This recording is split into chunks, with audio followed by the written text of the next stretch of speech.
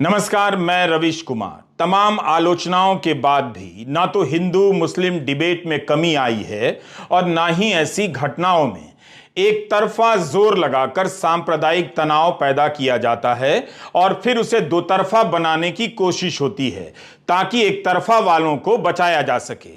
कानून से तो कुछ भी नहीं रुक रहा। सारी कोशिश बहस में घेरने और बचाने की है, जिससे समाज में तापमान बना रहे और लोगों का टाइम कट जाए। बेरोजगारों की फौज त्योहारों के नाम पर बनाई जा रही जुलूस में ठेल दी जा रही है। डीजे संगीत की धुनों पर वह थिरक रहा है और हवा में बंदूकें लहरा रहा है, तलवारें भाज रहा है। जो नौकरी मांगने वाले युवा हैं उनसे कहा जा रहा है कि स्वरोजगार कीजिए, लेकिन स्वरोजगार के क्षेत्र की हकीकत भी नहीं बताई जाती, न दिखाई जाती है। भारत में जितने लोग काम करते हैं उसका आधा हिस्सा स्वरोजगार के क्षेत्र से जुड़ा है, मगर यहां तो कमाई नहीं बढ़ रही है, उल्टा 3 साल पहले जो कमाई थी उससे भी कम हो गई है। अगर यह अध्ययन सही है तो इस देश की स्थिति कितनी भयावह है आप अंदाजा लगा सकते हैं। यह सब इसलिए हो रहा होगा ताकि लोगों का ध्यान उनकी घटती हुई कमाई से हटाया जा सके। हिंदू बिजनेस लाइन में अर्थशास्त्री जयति घोष और सीपी चंद्रशेखर ने बताया है कि शहरों में स्वरोजगार के क्षेत्र में जिन्हें काम मिला है उनकी हालत और भी खराब हुई है। अप्रैल से जून 2019 के बीच इनकी कमाई जितनी हुआ करती थी, जून 2022 में उससे भी काफी कम हो गई। ये इतना ही कमा पा रहे हैं जिससे कि बस जी सकें। अब इस दौरान बढ़ी हुई महंगाई को जोड़ लीजिए तो धर्म की रक्षा के नाम पर सांप्रदायिक आग में झोंक दिए गए समाज की हालत भीतर से कितनी जर्जर हो चुकी होगी। इस लेख में कहा गया है कि छोटे छोटे दुकानदारों की कमाई का बड़ा हिस्सा अधिकारियों को घूस देने में भी जाता है। इन्हें लोन भी मुश्किल से मिलता है। सोचिए, स्वरोजगार के क्षेत्र में काम कर रहे करोड़ों भारतीयों की आर्थिक हालत का हाल। 3 साल से उनकी कमाई नहीं बढ़ रही बल्कि गिरती जा रही। इसलिए इन्हें आईपीएल का मैच दिखाने के लिए सस्ती दरों पर इंटरनेट दिया जा रहा है ताकि यह जनता जुलूस से लौटकर मैच में भटक जाए। अपनी आर्थिक हालत की चिंता करने का उसे वक्त ही ना मिले। स्वरोजगार का इतना ढिंढोरा पीटा गया, लेकिन वहां भी कमाई न्यूनतम से भी न्यूनतम है। जयति घोष और सीपी चंद्रशेखर ने बताया है कि ये लोग अपनी पसंद का काम नहीं कर पाते। यहां भी इनके पास विकल्प नहीं है। काम में रिस्क ज्यादा है मगर कमाई बहुत कम है। गांव में तो स्वरोजगार वालों की हालत और भी खराब है। एक तो पहले ही शहरों से कम पैसा मिलता है, लेकिन इस पर भी उनकी कमाई घट गई है। अगर आप इस बहस को स्त्री और पुरुष के हिसाब से देखना चाहते हैं तो शहरों और गांवों में मर्द जितना कमाते हैं, औरतें उनसे 42 से लेकर 45% कम कमाती हैं, कम मजदूरी दी जाती है। इसका मतलब यह हुआ कि किस तरह से खून चूसा जा रहा है और कहा जा रहा है कि हम विश्वगुरु बन रहे हैं। अगर काम करने वाली आबादी का इतना बड़ा हिस्सा मामूली कमा रहा है तो फिर वो कौन सी अर्थव्यवस्था है जिसके उछलने कूदने और आसमान में उड़ान भरने का दावा किया जा रहा है। अगर हमारा प्रदर्शन इतना शानदार है तो लोग इतनी खराब आर्थिक जिंदगी क्यों जी रहे हैं। जो निम्न मध्यम वर्ग है उसकी कमर टूट गई है, जो मध्यम वर्ग है उसकी जुबान चली गई है। होम लोन पर ब्याज दर बढ़ता ही जा रहा है। इस समय 8.5 से 9% तक ब्याज हो गया है। जिन्होंने 50 लाख का लोन लिया है उन्हें हर महीने 5 से 6 हजार ईएमआई अधिक देनी पड़ रही होगी। कई बार लोन चुकाने के बदले लोग साल बढ़वा ले रहे हैं। जिनका लोन 20 साल में चुकना था उनका अब 38 साल में चुकेगा। भारत के होम लोन क्लास ने अपने इस दर्द को छिपा लिया है, या उसे पता चल गया है कि पहले की तरह पब्लिक में बोलने पर उसका अपना ही क्लास उस पर हमला बोल देगा, इसलिए अब वो चुप रहता है। इस समाज को समझना बहुत मुश्किल है। यह वो समाज है जो एंटी मुस्लिम दंगों पर भी चुप रह जाता है, भाषणों को भी पचा लेता है और अपनी जेब से जाती हुई कमाई को भी अनदेखा कर देता है। मेरा नाम कार्तिक कुमार है। मेरे पापा की फैक्ट्री है कार्तिक एंटरप्राइजेस के नाम से, और सरकार ने जो ईएमआई के प्राइस बढ़ा दिए हैं, रेट बढ़ा दिए हैं, उसकी वजह से हमें बहुत दिक्कत आ रही है। हमें समझ नहीं आ रहा कि घर के खर्चे कैसे चलेंगे। हम कोई भी चीज़ अगर ख़रीदने की सोचते हैं तो उसमें हमें बहुत बार सोचना पड़ता है ख़रीदने से पहले। तो जो सरकार ने EMI के पैसे बढ़ाए हैं उसकी वजह से हमें बहुत दिक्कत हो रही है। मेरा नाम गुरप्रीत सिंह है और मैं सेंट्रल गवर्नमेंट की तरफ को ये कहना चाहूँगा कि आपने जो इस तरह टैक्स लोगों पे बढ़ा दिया है, इसकी जो बोझ है हमारे पे और बढ़ता जाएगा। आज दिन प्रतिदिन काम बहुत ज़्यादा कम हो गए, लेबर स्टाफ इतनी है कि उनके खर्चे निकालने में भारी है। और ये कोरोना टाइम पे जो दुकानदार माल झेल रहे हैं, इसकी मार हमें आगे और पड़ने वाली है। हम ये चाहते हैं मोदी साहब से कि इसका थोड़ा टैक्स कम किया जाए, जिससे लोग आगे बढ़कर आपकी थोड़ा प्रचार भी करें आने वाले टाइम में और ये कह सकें कि आपने लोगों का बोझ कम कर दिया। अमूल डेयरी का हाल ले लीजिए। जुलाई 2021 से अब तक 5 बार दाम बढ़े हैं। 2022 में 3 बार दाम बढ़े। इस साल फरवरी में अमूल डेयरी ने दूध के अधिकतर वैरायटी के दामों में 3 रुपए की वृद्धि कर दी। हाल ही में गुजरात में भी 2 रुपए लीटर महंगा कर दिया गया। 1 लीटर दूध 54 रुपए का आता है। इस पर कोई बहस नहीं कि आपकी कमाई ज्यादा बढ़ गई है, इसलिए बहस की जरूरत नहीं। अगर भारत की अर्थव्यवस्था दुनिया में सबसे तेज गति से बढ़ रही है तो हमारे सीनियर सिटीजन को रेल किराए में मिलने वाली छूट क्यों बंद कर दी गई है? 1667 करोड़ की सब्सिडी क्या इतनी बड़ी रकम है कि सरकार इसका बोझ नहीं उठा सकती? अब तो संसद की स्थायी समिति ने भी कह दिया है कि सीनियर सिटीजन को फिर से यह छूट मिलनी चाहिए। इस स्थायी समिति के अध्यक्ष तो बीजेपी के ही सांसद राधा मोहन सिंह हैं।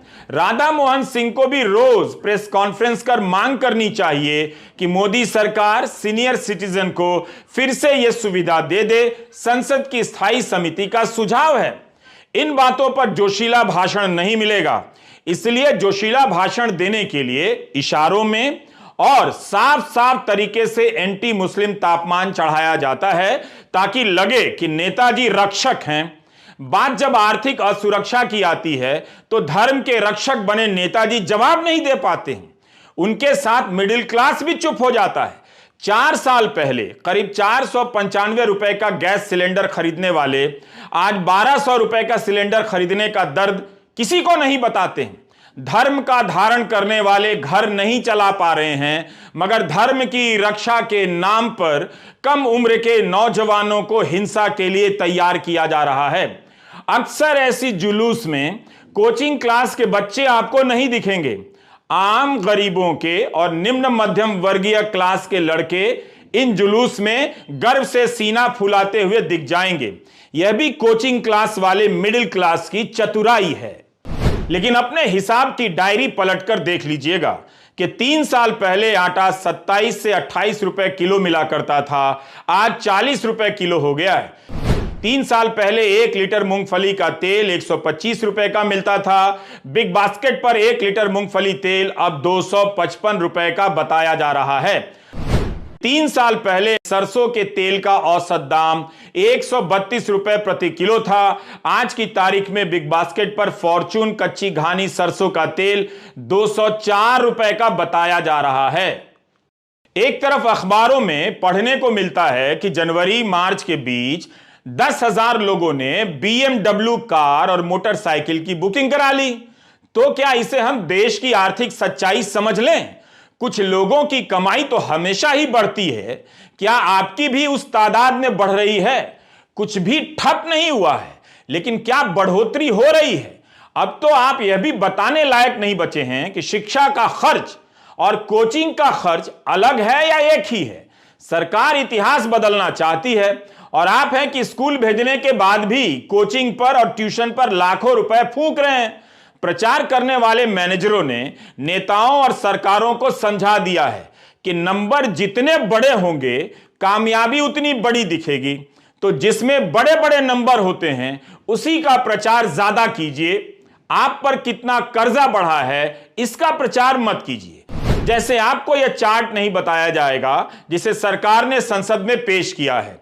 इसके अनुसार 2022-23 के दौरान भारत पर जो आंतरिक और बाहरी कर्जा है वो जीडीपी का 57.3% है।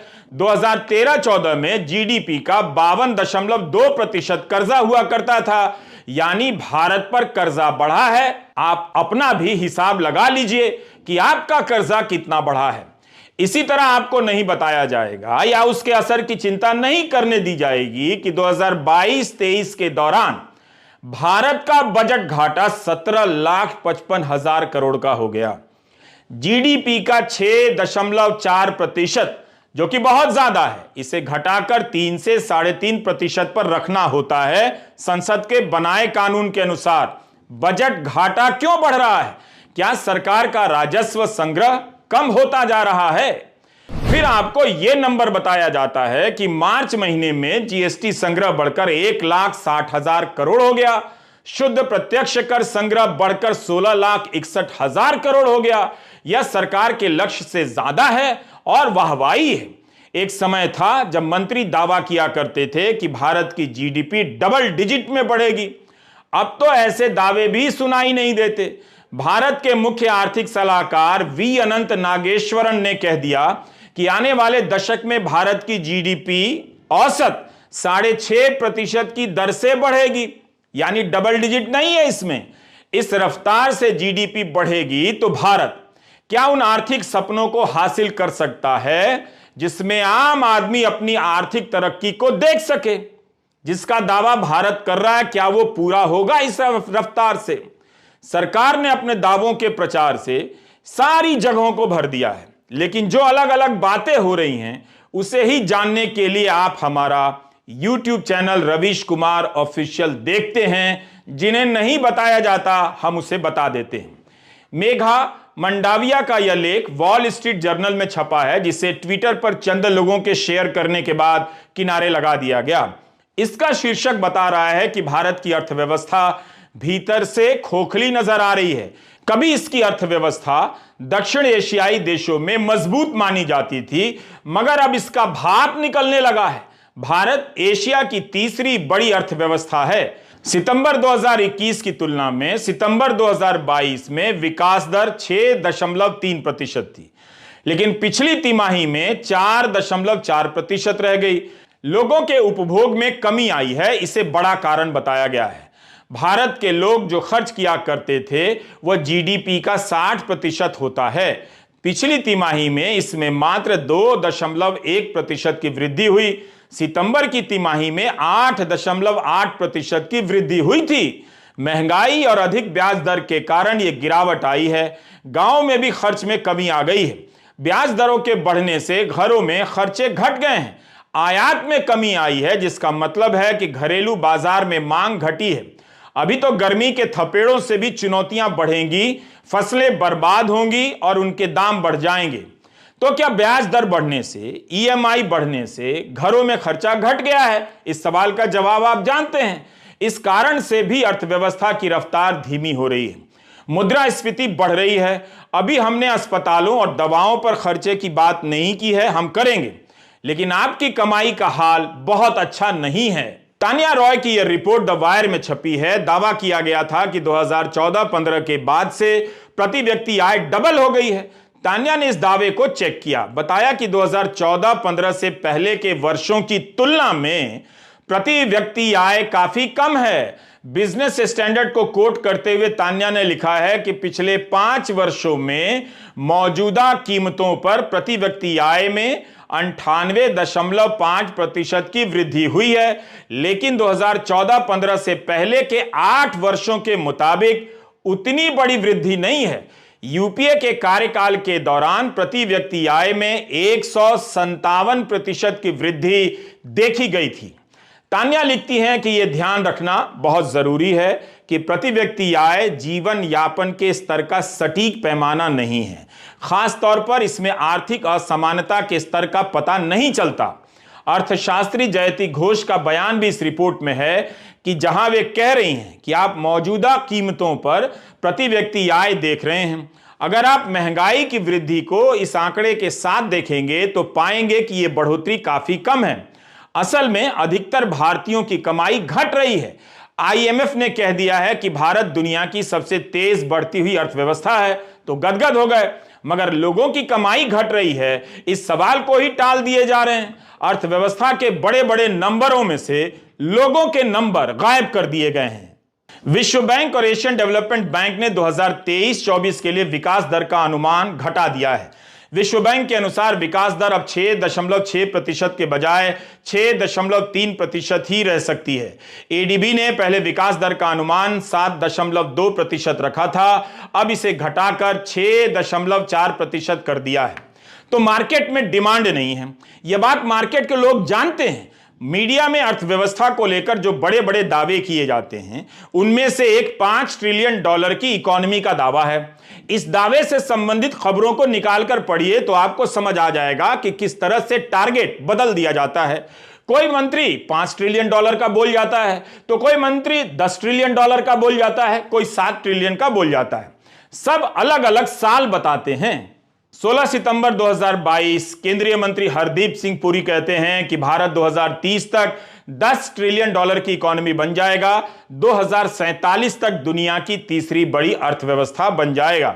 31 जनवरी 2023 को मुख्य आर्थिक सलाहकार वी अनंत नागेश्वरन का बयान छपता है कि भारत 2025-26 तक $5 ट्रिलियन की इकोनॉमी बन जाएगा, 2030 तक 7 ट्रिलियन की। हरदीप सिंह पुरी से 3 ट्रिलियन कम बताते हैं। आज ही वाणिज्य मंत्री पीयूष गोयल का बयान छपा है कि भारत 2047 तक $40 ट्रिलियन की इकोनॉमी बन जाएगा।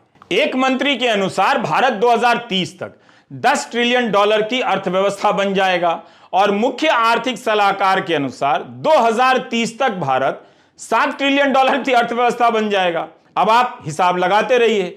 अपना हिसाब आप ना लगा सकें, इसलिए आपको हर दिन कहीं ना कहीं से सांप्रदायिक तनाव की बहसों में उलझा दिया जाता है। देश का हिसाब आप ना लगा सकें, इसके लिए टारगेट बदल दिया जा रहा है। सवाल है कि क्या आप अपने खर्चे का हिसाब जोड़ पा रहे हैं? सरकार जिस आर्थिक खुशहाली का दावा कर रही है, उसके हिसाब से आप कितना खुश हैं, बता दीजिए। नमस्कार, मैं रविश कुमार।